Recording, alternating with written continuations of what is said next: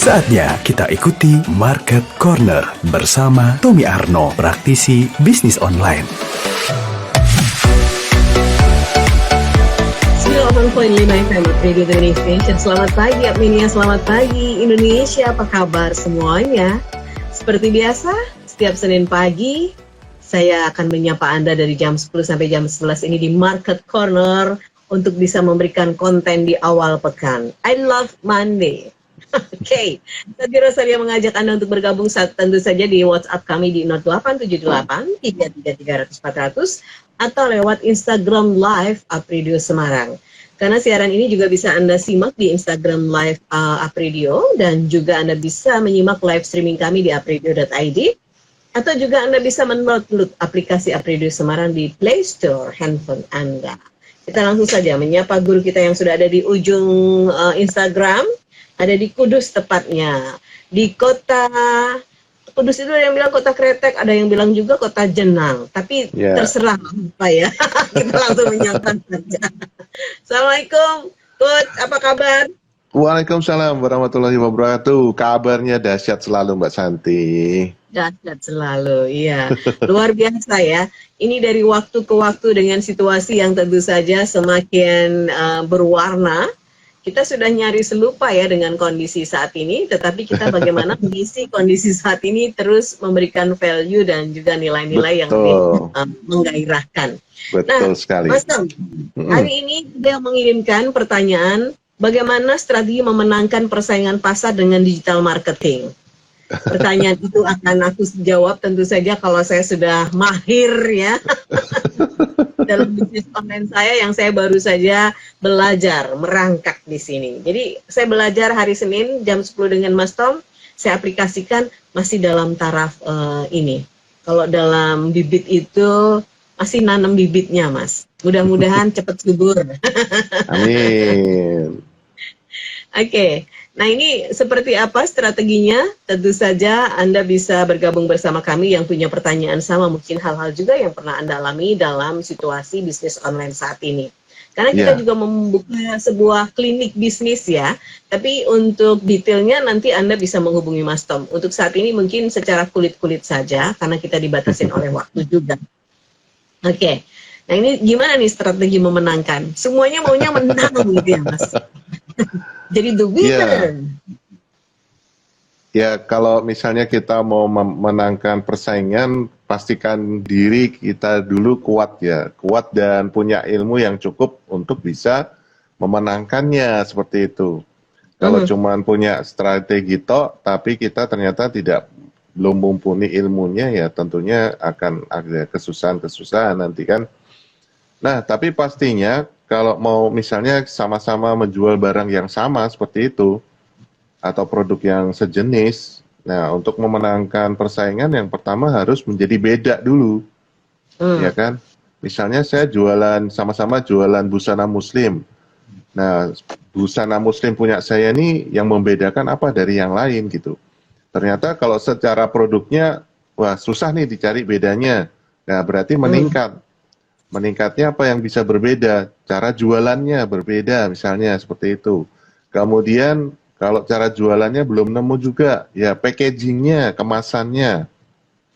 Belum nemu juga orang yang jualannya, nah seperti itu. Jadi kalau menurut saya tuh ada empat komponen yang bisa kita manfaatkan supaya produk kita menjadi beda. Ya beda ya, bukan beda itu ada, mungkin di situ ada nilai tambah atau value yang bisa kita masukkan di dalam produk kita seperti itu. Jadi produknya sendiri, kemudian cara jualannya, kemudian kemasannya, dan yang terakhir adalah penjualnya seperti itu.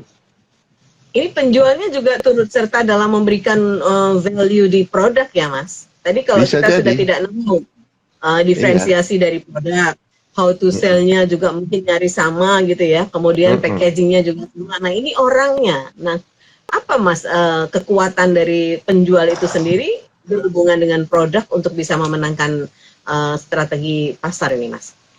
Ya tentunya kita bisa menampilkan reputasi atau prestasi dari kita sendiri gitu kan. Kan sekarang banyak nih, misalnya kayak dulu nih ya, zaman dulu kalau mungkin teman-teman masih ingat, ada ayam bakar Mas Mono. Nah, Mas Mono Hmm. itu dulu bekas office boy, yang ini kan menjual. Mantan office boy sekarang menjadi pengusaha ayam bakar, nah kayak gitu-gitu. Oh, ya, Terus ya, ya. saya ada punya apa namanya, beberapa teman juga yang berangkat dari, mohon maaf, kemiskinannya. Nah, itu diangkat Hmm. seperti itu. Nah, ini kan orangnya yang menjual sebetulnya, ya kan? Akhirnya menarik juga produknya seperti itu. Mantan office Hmm. boy jadi pengusaha, dari penjual kaki lima sekarang punya restoran, itu kan cerita-cerita seperti itu berarti mengangkat penjualnya, nilai tambahnya ada di situ. Oke. Jadi ada hal-hal inspiratif ya yang membuat orang jadi tertrigger ya. Dia aja yang office Betul. boy kemudian bisa pengusaha gitu ya. Jadi Heeh. ini mungkin yang disebut dengan strategi menjual diri dalam arti tanda petik ya Mas. Itu juga Betul soalnya sekali.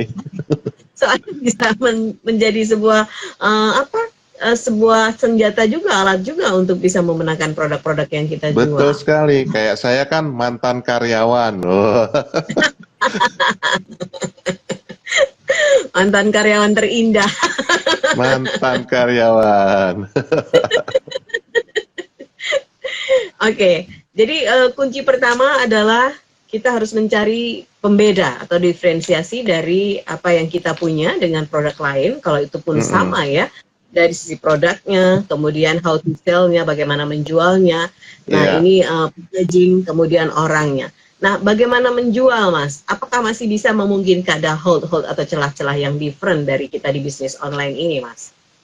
Ya masih, artinya kalau kita menjual itu kan kita bisa menentukan sebetulnya kan, saya tuh mau menjual kemana. Nah ini juga penting, kayak kita pernah bahas Oke, di awal-awal kan target market. Walaupun segmentasi. betul, walaupun apa namanya produk kita sama, tapi belum tentu target marketnya juga sama loh. Emang sama-sama Hmm, ibu-ibu nih, target marketnya sama-sama ibu-ibu misalnya. Tapi ya. ibu-ibu yang bagaimana? Nah itu harus dijelaskan dulu di sana supaya kita bisa menang. Ya sama-sama jualan busana muslim, sama-sama target ibu-ibu, tapi masing-masing kan beda-beda nih. Yang satu mungkin Hmm, ibu-ibu apa, ibu-ibu B, ibu-ibu C gitu. Nah, dari oke. penentuan target market juga nanti akan menentukan bagaimana kita bisa laris manis jualannya seperti itu, Mbak. Ya ini karena targetnya memang pas ya, tepat ya. Kadang-kadang Mm-mm. produk tadi yang dulu dicontohkan adalah daster gitu. Ternyata daster Ya, ini cangkupan pasarnya juga luas ya, walaupun sudah luas banget. sesederhana itu produknya. Mm-mm. Oke, baik. Nina sudah cukup menjawab bagaimana strategi memenangkan persaingan pasar dengan digital marketing. Saat ini yang perlu harus dilakukan adalah memang terus belajar dan belajar terus ya. Ya, betul Yang sekali. pertama, cari pembeda dari produk yang kamu punya dengan yang lain. Kemudian tadi dari pembeda itu atau diferensiasi itu ada dari produknya, kemudian dari bagaimana menjualnya, and then juga packagingnya, dan juga orangnya. Kalau memang Nina ada sesuatu yang bisa di blow up atau diberikan sebuah inspirasi dalam narasi produk itu, bisa juga Mm-mm. ya sosok Anda seperti apa. Sesimpel itu sebenarnya ya, tapi nggak tahu. Memang susah kok Mas.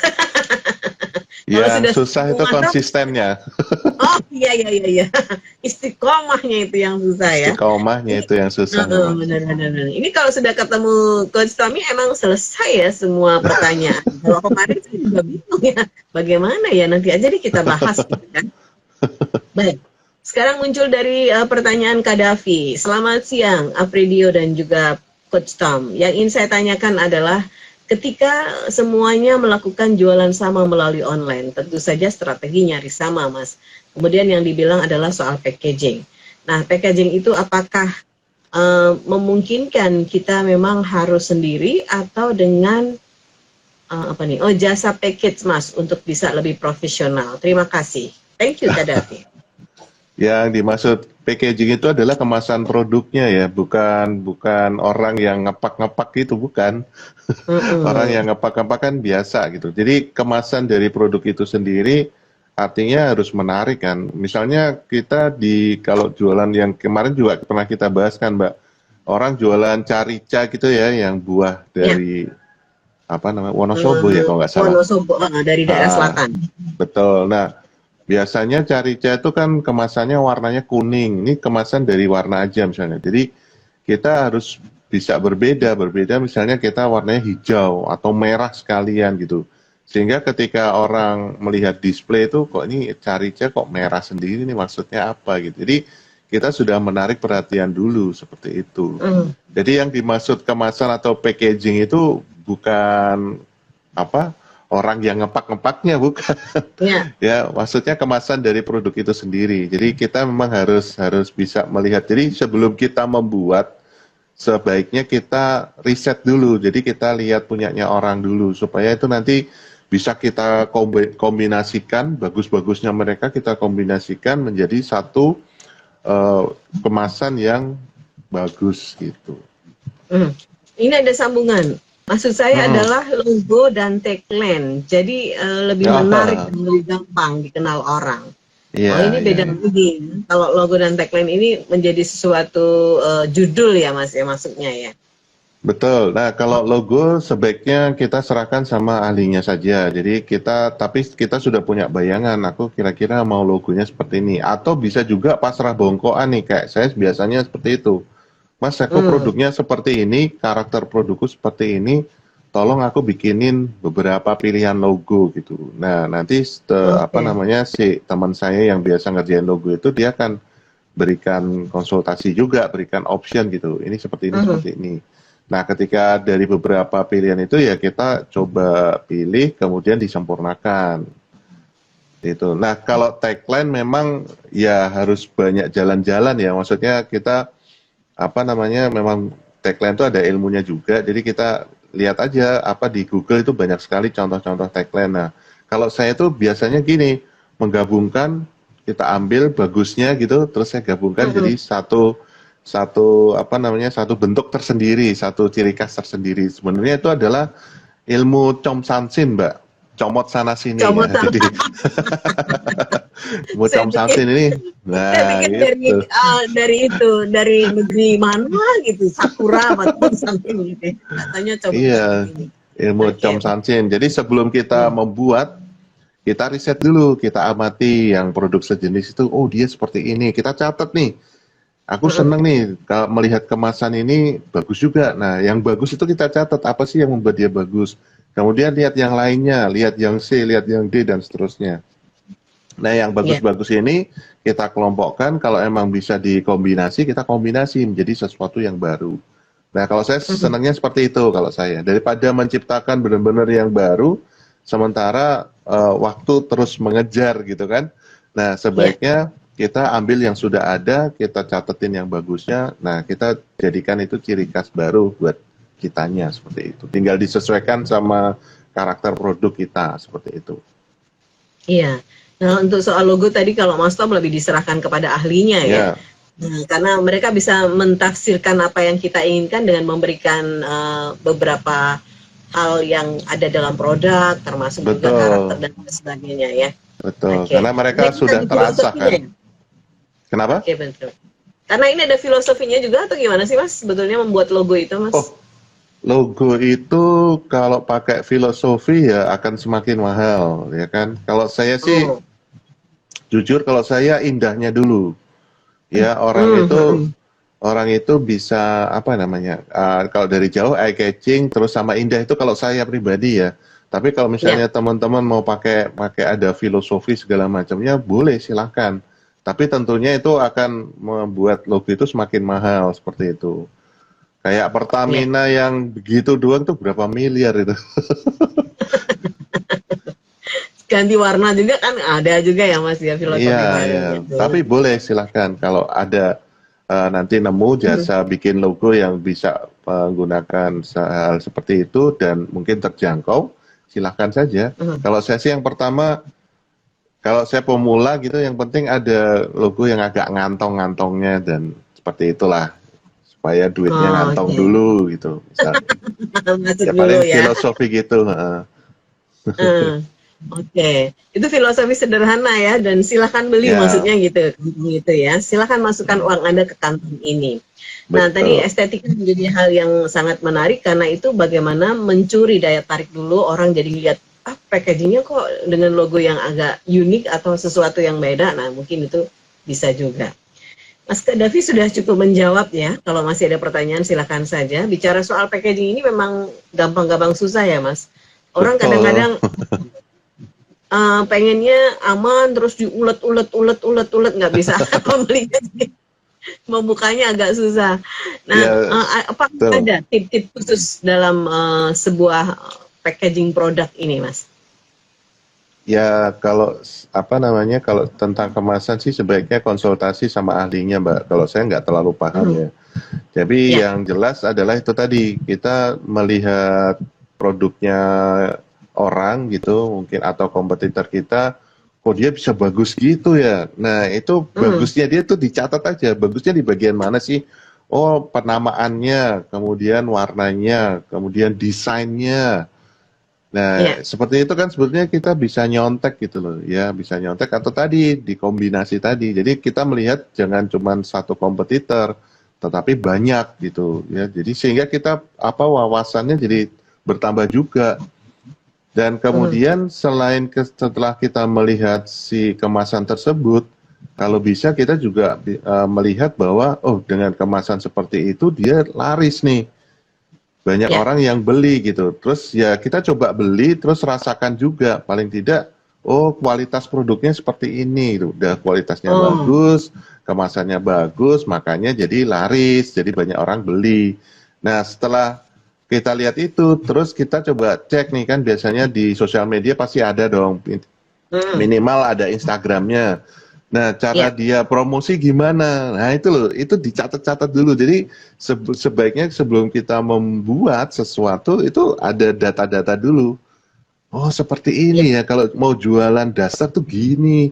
Kalau mau jualan keripik pisang begini gitu. Sehingga ketika kita buat, kita mantap sama produk kita. Nah, vibrasi positif ini akan juga nular ke produk. Sehingga kita mudah juga promosinya, mudah juga jualannya seperti itu. Dan ini yang mengingatkan Mas Tom ya, bagaimana memenangkan strategi persaingan pasar dengan digital marketing ini, karena tadi senjata kita sudah lengkap nih, dengan kita belajar banyak, dengan kita mengkais banyak hal dari orang-orang yang sama produknya, itu akan lebih memperkaya kita bisa maju dalam peperangan itu ya Mas ya. Betul, karena kita sekarang tidak bisa lagi terlalu idealis gitu loh. Wah saya maunya merah, ya kamu bikin merah, kamu harus beli yang merah. Nggak bisa gitu, karena apalagi orang sekarang tuh ekspektasinya sangat tinggi dengan adanya digital sekarang ini ya. Mereka pengennya gampang belinya, gampang mendapatkan produk yang berkualitas seperti itu. Jadi ya kitanya sebagai penjual atau produsen ya harus pintar-pintar juga menyiapkan itu. Nah bagaimana di antara produk yang sama ini, misalnya kita sama-sama jualan daster, bagaimana dasar saya yang kepilih gitu loh, ya kan? Ya, paling tidak ada 4 poin tadi kan, Mbak. Ada produknya, kemudian produknya nih. Nah, kemasan ini juga termasuk cara kita mempresentasikan kan. Misalnya fotonya, produknya, desain produknya dan sebagainya itu termasuk di dalam kemasan itu. Seperti itu, Mbak. Baik, ini ada Nadira yang menanyakan di WhatsApp 081322 sekian. Saya ingin bertanya, Coach. Saya sempat ditertawakan oleh teman-teman ketika saya berjualan dengan satu media sosial saja. Saya diketawakan karena pengikut saya masih sedikit. Gimana mau orang tahu dan gimana mau laku. Makanya kalau mau jualan gitu. Nah, bagaimana menurut Coach ya? Saya jadi minder juga. Apakah saya bisa sukses jualannya dengan saya hanya terfokus pada satu akun saya saja?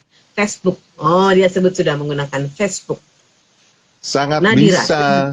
Sangat bisa Nadira. Jadi nggak usah khawatir. Kamu bakal bisa ngetawain teman-temanmu yang ngetawain kamu seperti itu. Karena mereka ngetawain, pasti mereka juga nggak jualan seperti itu kan.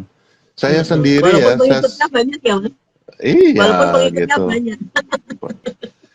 Jadi gini Nadira, di aliran saya sendiri kita tidak fokus mencari teman, bahkan temannya cuman sedikit bisa tetap closing.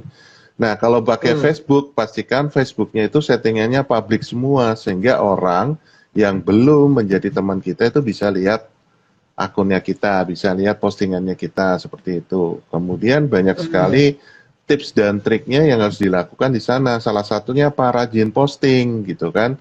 Rajin posting bisa dengan menggunakan hashtag juga di Facebook. Itu bisa menggunakan Facebook atau ya cuman satu sosial media bisa kok. Saya selama ini juga kebanyakan cuma satu sosial media saja gitu. Jadi nggak usah khawatir, nggak usah minder, lakukan aja. Kamu bungkam ketawa mereka dengan larisnya jualan kamu, selesai sudah. Gitu. Ya. Nah tapi ya belajar ilmunya. Belajar ilmunya. Tadi diinfo sama Mas Tom, itu semuanya dalam kondisi publik ya di Facebook ya. Ya, Jadi settingannya ada publik. Settingannya. Jadi jangan ada yang disimpan-simpan sehingga orang tidak bisa melihat ya. Nah tadi betul. kalau Mas, yang saya pelajarin dan saya lihat juga Mas Tom ini konsen banget di Facebook ya. Mungkin Nadira bisa ngikutin di Facebooknya Mas Tom ini, Tommy Arnold Fund ini seperti apa. Di situ boleh. Tadi sudah diberikan satu kunci keyword bahwa Anda bisa belajar dan belajar itu salah satunya dengan Mas Tom ini. Oke, yang ketawa itu nanti dikirim aja produknya.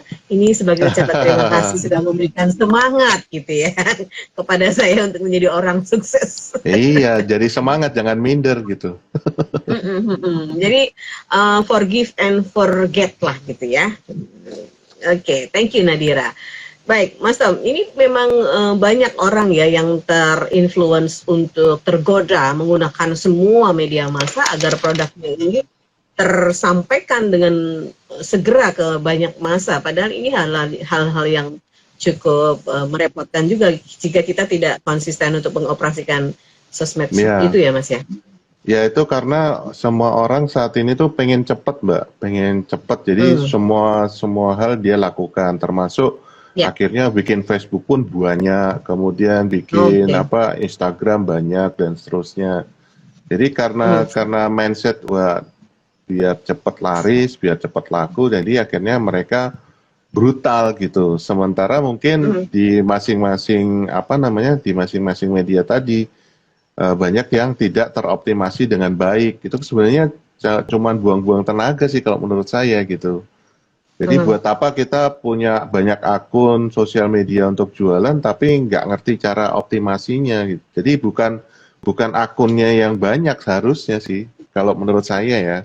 Bukan akunnya harus banyak, tapi ada sesuatu di sana yang harus kita siapkan dulu sebelum kita punya sosial media. Nah, kemudian setelah punya sosial medianya disetting sedemikian rupa, habis itu kita posting, kita optimasi seperti itu. Baik, Neni sekarang, Neni mau curhat, pamer sekaligus juga nyomong nih. Asik. Neni saya mau menjawab dari Nadira. Nadira jangan patah arang. Yang penting kita yang penting kuota kita kan kita bayar sendiri, nggak minta ortu. Gitu. Betul. Saya juga sudah jualan lewat Facebook dan saya menggunakan fanpage. Dari Facebook saya arahkan ke fanpage dan lumayan kok. Walaupun seminggu saya masuknya cuma 750, tapi itu sudah bersih loh. Oh iya. Iya, itu seminggu ya. Berarti sebulan bisa 3 juta dong 3 ya. juta, iya betul. Nah, ini boleh kapan-kapan di-share juga strateginya seperti apa. Bagi pemula ini penting banget ya untuk mencari teman-teman yang tadi kalau Mas Tom bilang vibrasi positif ini harus dibangun. Jadi terus bisa melihat hal-hal yang peluang bukan sesuatu yang justru menjatuhkan. Baik. Nah, kunci di Facebook itu sebetulnya kalau tadi di sini ini bagus ini Mas ya, fanpage juga diaktifkan itu masih dalam bagian Facebook ya. Ya, jadi Facebook sendiri kan ada 3 komponen Mbak. 3 komponen itu yang pertama Facebook personal atau Facebook profil, kemudian ada grup Facebook, yang ketiga adalah fanpage atau halaman seperti itu. Jadi semuanya bisa kita optimasi, bisa kita maksimalkan untuk jualan online seperti itu Mbak. Ini semuanya ininya publik semua ya Mas, dibuka untuk umum semuanya ya, tidak ada yang harus ditutup ya. Iya. Oke, baik. Halo Simbo Ika Pramesti, wah ini setia juga nih. Sukses. Ini beliau juga sedang terus berguru sama seperti kita nih. Oke, thank you Neni udah sharing dan mudah-mudahan Nadira juga bersemangat ya karena ada Neni yang Ya, sama-sama juga menggunakan Facebook dan fanpage tadi yang disampaikan. Mungkin kamu bisa melihat apa-apa yang ada di Facebook itu untuk bisa dioptimalkan. Mungkin selama ini belum ya. Terima kasih buat Neni dan Mas Tom. Ini hal yang memang harus disadari, proses bolak-balik proses. Balik lagi ke karakter sebetulnya ya Mas Tom ya, bahwa segala sesuatu itu harus menempuh jalan, bukan lompat karena kita adalah manusia ya, iya bukan betul, loncat. betul. Nah, apa Ya, Mas yang mau disampaikan dalam hal proses ini? Kembali lagi kita memang harus apa ya, membolak-balikan bahwa ini sesuatu yang kita harus tempuh. Sebentar, kita sapa dulu. Kang Dan Jipeng. Kang Dani dari Jepang. Jepang. Oh, Ya, ini nih. dari Apa kabar Jepang, Kang Kang Dani? Dani. Ya, Kang Dani dari Jepang. Oh, ayo pakai bahasa Jepang dong, Mas. Bisa nggak? Wah, nggak bisa. Oke, Kang Dani dari Jepang, terima kasih ya. Mudah-mudahan sehat selalu. Nah ini Mas, kita kasih motivasi juga. Saya sedih juga ketika Nadira bilang sempat ini ya, minder atau down gitu. Nah, tapi kita bacain dulu dari simbo.ika.msi. Semangat membara demi sukses paripurna. Simbo setia belajar pada kakak-kakak suhu. Oke, thank you. Oke, silakan Mas. Keren semua. Ya, sebaiknya kita punya mentor sih Mbak. Jadi memang sih sekarang ya, Oke. di masa pandemi ini banyak sekali ilmu gratis yang bertebaran di sosial media, di YouTube, seperti itu. Cuman kan kita tidak bisa bertanya, karena ketika kita belajar ilmu itu sebetulnya esensinya di bertanya. Bahkan ketika saya belajar bela diri pun kan juga harus bertanya gitu. Apakah gerakan saya sudah betul? Kalau misalnya kita latihan olah nafasnya sudah betul gitu. Memang sih di YouTube ada, tapi kan dia cuma menjelaskan ya namanya tutorial ya menjelaskannya menurut modulnya dia gitu. Apakah saya sudah betul melakukannya kan kita tidak tahu ya. Jadi kita harus bertanya, oh harus begini posisinya kalau di bela diri seperti itu. So, ya kalau misalnya di ilmu kayak sosial media marketing ya artinya apakah saya sudah membuat akun yang betul. Nah, seperti itu kan harus ditanyakan ke mentor. Jadi sebaiknya kita belajar yang langsung sama mentornya sehingga ketika ada apa-apa kita bisa tanya ya sehingga kita akan mendapatkan ilmu yang sempurna lah seperti itu. Kemudian habis itu ya kita tinggal praktek dan praktek seperti itu. Jadi sekali lagi jangan punya mindset pengen cepet ya, pengen cepet laku, pengen cepet laris. Ya itu sangat membunuh sih. Apalagi kalau kita memang pengennya usaha kita tuh berlangsung lama, berlangsung jangka panjang ya, bahkan bisa diwariskan ke anak cucu seperti itu. Karena kalau cuman mau cepat laris saja ya sudah, buang-buang duit aja untuk iklan berbayar seperti itu kan. Iya, apalagi banyak ya yang hanya dengan begini omset akan begini gitu kan, itu banyak sekali iklan-iklan itu. Ya betul. Jadi yang pertama memang harus memiliki mentor karena di situ akan komunikasi dua arah terbangun. Kalau hanya dengan menggunakan tadi yang disampaikan tutorial saja, ini kan satu arah sehingga hal-hal yang kita temukan di lapangan tidak bisa kita diskusikan ya. Dan ujung-ujungnya biasanya satu orang dengan yang lainnya penangkapan itu kan beda-beda ya Mas, cara menangkap yang disampaikan itu. Nah itu mungkin kamu ketemu kendala di sana, yang lain mungkin tidak, ini bisa menjadi sesuatu yang harus didiskusikan. Mentor itu yang pertama, dan yang kedua adalah untuk konsisten, paham betul bahwa ini adalah sebuah proses. Dan telaten. Iya konsisten. Benar, nggak bisa dong langsung. Mas Tom ini nggak langsung. Dulu si karyawan, sekarang bisa diundang kemana-mana karena memang sudah proses sekian tahun ya. Proses, betul. Nah proses itu memang harus dinikmati dan juga disyukuri seperti itu. Jadi apapun kayak saya pernah mengalami bangkrut pun ya mungkin itu adalah sebuah proses juga. Dan mentor-mentor saya, guru-guru saya juga mengalami hal yang sama dan hebatnya mereka adalah ketika mereka mengalami kegagalan-kegagalan itu justru bangkitnya tuh luar biasa seperti itu. Dan sekarang pun ya mereka masih mengalami itu, tapi keahlian akhirnya punya pengalaman dan keahlian untuk mengatasi hal-hal yang serupa, sehingga mereka Iya. ketika gagal tuh santai aja gitu, nggak ada perasaan sakit hati, patah hati atau apapun tuh nggak ada gitu. Cuman gini doang kecil, ntar kita susun lagi seperti itu. Jadi hal-hal seperti itu yang memang kita harus latih ya, karena tidak pernah ada orang tuh yang sukses terus, nggak ada, karena sukses itu tidak abadi, begitu juga kegagalan gitu, sehingga mereka saling melengkapi sebetulnya. Bahkan sukses itu adalah tumpukan kegagalan gitu. Jadi sukses itu satu titik, tapi titik kegagalan itu kadang-kadang banyak, karena kan kita lagi berjalan kan, lagi mengalami proses tersebut. Kayak ketika penemu lampu, James Watt, 1000 kali, saya bukan 1000 kali gagal, tapi saya menemukan 1000 cara yang tidak berhasil. Iya, seperti itu. Iya, jadi 1000 jam ini harus dilakoni ya. Tapi nggak usah dihitung berapa jamnya, gitu nanti nggak rampung-rampung. Sudah berapa jam ya? Dikasih. Jadi kalau ada quote juga bilang, jangan melihat jauhnya pendakian, tapi kamu fokus, kamu sekarang sedang berjalan itu di di kondisi yang seperti apa. Kalau kamu melihat jauhnya pendakian, kamu pasti udah capek dulu. Waduh, jauh banget ya, nanti belum melewati ini. Itu udah nyerah dulu pasti gitu kan. Nah, sebaiknya kita fokus di saat ini gitu. Saat ini tuh kita harus bagaimana, karena saat ini adalah menentukan hari esok. Udah mulai nih. Ki Guru udah mulai keluar jurus-jurusnya. Baik, Lestari sekarang. Pak Tom, seberapa pentingkah manajemen dalam bisnis online untuk bisa sukses juga di pasaran? Nah, yang ingin saya tanyakan juga, keuntungan berapa persen ya Pak idealnya untuk kita ambil kalau kita seorang reseller atau kita dropship? Dropship, ya betul ya.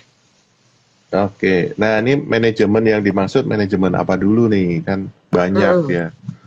Tapi yang pasti betulin dulu nanti kalau misalnya sudah mulai berjalan, yang paling krusial di sini adalah semua bisnis itu butuh cash, uang cash. Nah, silakan belajar bagaimana cara mengatur keuangan, itu wajib tuh ya. Habis itu ya menyesuaikan. Nanti ada manajemen sumber daya manusia, kemudian manajemen stok itu juga penting ya, tapi sebelum ke sana duitnya dulu nih diatur dengan baik supaya kita bisa mengembang gitu. Karena bagaimanapun nyawanya sebuah usaha itu adalah di uang cash ya, bukan uang piutang, bukan uang omset, karena omset itu belum jadi uang gitu. Nah, itu pertama sih kalau saran saya manajemen keuangan dulu, terus nanti belajar bagaimana mengelola SDM-nya, kemudian mengatur stok dan seterusnya. Seperti itu.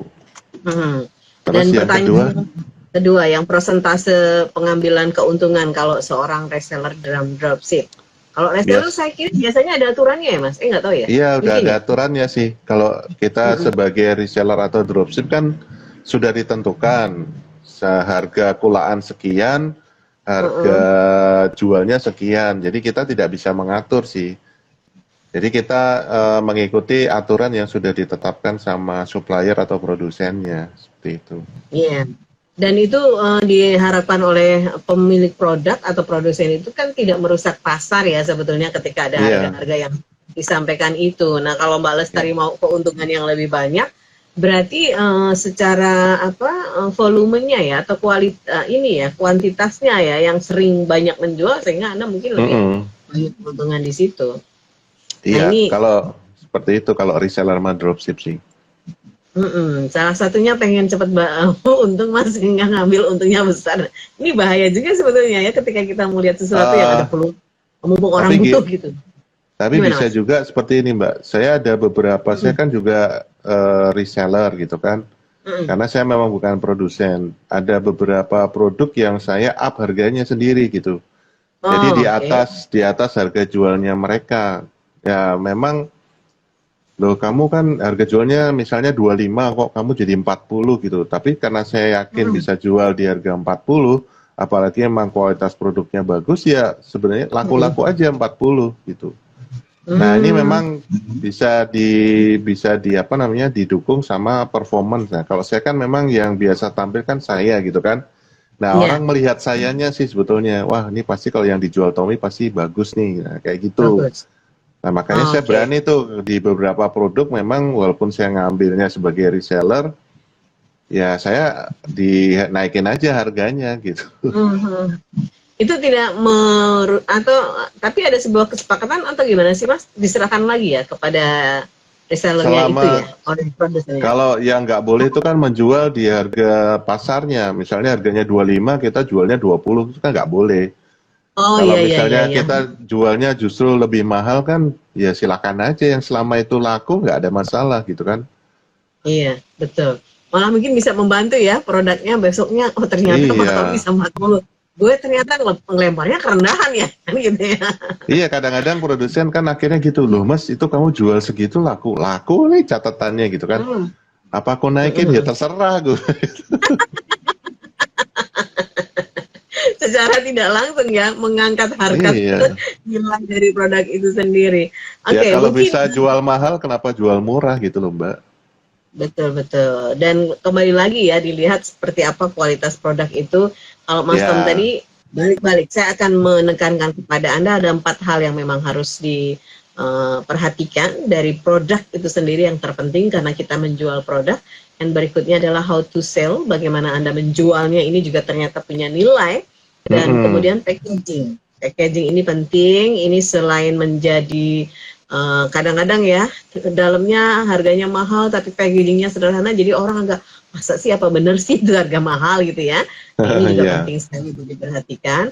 Dan yang berikutnya orangnya. Yang tidak kalah penting adalah orangnya. Berarti integritas ini harus dibangun tentu. betul. Baik, ini ada siapa nih? Oh, dari cowok. Saya namanya adalah nama saya adalah Lazuardi. Saya ingin bertanya, jika saja saya ini seorang penjual online, Mas, kemudian ada hal-hal apa yang diregulasi perlu saya taati? Karena saya tahu juga apabila ada komplain dari konsumen. Oh, dia belum pelaku, berarti dia masih, tapi dia masih ragu-ragu juga ya. Apakah ada regulasi-regulasi yang harus dia taati? Oke, itu dari saya. Regulasinya, regulasi apa ya? Mungkin kalau kalau kita bukan produsen ya kita ngambil barang sama produsen ya pasti kita harus ngikuti semua regulasi dari si produsen Produsen. tersebut. Ya biasanya Mhm, sih regulasinya ya masalah harga sih biasanya seperti itu. mhm, Kalau regulasi lainnya apa nggak ada ya dari pemerintah juga nggak ada bebas-bebas aja seperti itu. mhm. Dari Iya. sudut pandang yang lain nggak ada sih regulasi bisnis online tuh ya kalau menurut saya regulasi yang ada bahkan regulasinya kadang tidak tertulis ya antara produsen, agen, reseller seperti itu. Kemudian kalau misalnya kita jualan online atau bisnis online ya pembeli akan bayar dulu baru barang dikirim ya. Jadi Mhm, ada mhm. regulasi-regulasi seperti itu yang memang sudah terjadi sejak lama sih ya. Kita tinggal ngikutin Mhm, aja. Dan sekarang ini kan banyak sekali dimudahkan cara pembayaran juga bisa jauh lebih iya, mudah sekarang seperti itu. betul. Jadi ya tinggal ngikutin apa yang ada sekarang aja sih, nggak terlalu sulit kok, nggak terlalu sulit. Mhm. Yang pasti nggak abal-abal ya, artinya kalau Anda memang menjual ya produknya ada gitu ya, dan Iya benar, niatnya baik gitu, niat baik itu loh, niat baik itu akan mengalahkan semuanya ya, dan itu secara automatically regulasi itu tentu saja apa ya, betul, terakomodir dengan betul. baik. Banyak kesepakatan dan saling jujur aja, tidak ada dusta. MZ underscore Zahid. Perbedaan reseller dan dropship itu apa Pak Tom? Dropship ya Mas, bukan drop site. Jadi kalau kalau dropship itu gini Mas, dropship itu kita tidak stok barang, jadi kita langsung jualan aja dengan foto-foto yang kita dapatkan dari produsen gitu. Kemudian nanti yang Hmm, kirim produsennya Mas, atas namanya kita gitu. Jadi kita punya pembeli, pembeli bayar ke kita, ya kan? Kemudian kita bayar ke produsennya sesuai dengan harga dropshipnya. Nah, nanti yang kirim adalah produsennya dengan namanya kita, seperti itu. Jadi kayaknya kita yang kirim, padahal bukan. Nah, kalau reseller kita harus beli dulu. Jadi kita beli dulu sejumlah berapa sesuai yang disyaratkan sama si produsen, itu bedanya. Iya, jadi kalau yang reseller kita yang kirim ke konsumen gitu ya Mas ya? Ya, Tapi kita yang kirim. Kalau yang dropship itu yang punya produk tadi, kita hanya sebagai marketing aja. Begitu Mas MZ. Oke, dan kita harus mengakhiri strategi memenangkan persaingan pasar dengan digital marketing. sekali lagi, diferensiasi atau pembeda ini penting dilakukan. Yang pertama mungkin dilihat dari produknya, and then how to sell-nya, bagaimana menjualnya, kemudian packaging, dan yang terakhir adalah penjualnya. Selama ini tidak sadar loh Mas, karena penjual kan dibalik layar, tapi ternyata punya penting juga peranannya ya. Iya dong. Oke, Mas Tam, ada yang mau disampaikan sebagai quote? Soalnya tadi saya terkesima loh, ada menuju masa depan itu, aduh, ini quotes ini benar mulai. Silakan Mas. Iya, semua butuh proses ya teman-teman, semua butuh proses, apapun itu ya, apapun itu semua akan butuh proses. Nah, sekarang bagaimana kita mensyukuri semua proses yang ada, dan perjalanan proses itu ada yang menyenangkan dan sangat menyenangkan. Nah, tinggal bagaimana kita nanti menyikapinya. Jadi sebaiknya kita setiap ada peristiwa itu nanti reaksi atau respon kita menyikapi itu akan menjadi sebuah kunci dari hasilnya. Nah, kalau misalnya kita malah malah putus asa atau malah kita down, nah itu nanti juga hasilnya akan mengikuti down gitu. Nah, jadi kita pastikan punya tujuan yang baik, kemudian silahkan nikmati prosesnya ketika melakukan atau menuju ke tujuan tersebut. Oke, thank you Coach. Tetap semangat. Kita ketemu lagi pekan depan dengan topik yang lain, dan jangan lupa kita selalu mengingatkan jaga protokol kesehatan dan jaga kita semua pakai masker, sering cuci tangan, dan social distancing. Ya, terima kasih Coach, sampai ketemu ya. Sukses selalu. Assalamualaikum warahmatullahi wabarakatuh. Waalaikumsalam warahmatullahi wabarakatuh. Disiarkan langsung dari Menara Universitas PGRI. Up Radio. Jalan Sidodadi Timur, nomor 24 Semarang. Inilah 98.5 FM. Up Radio, the mini station.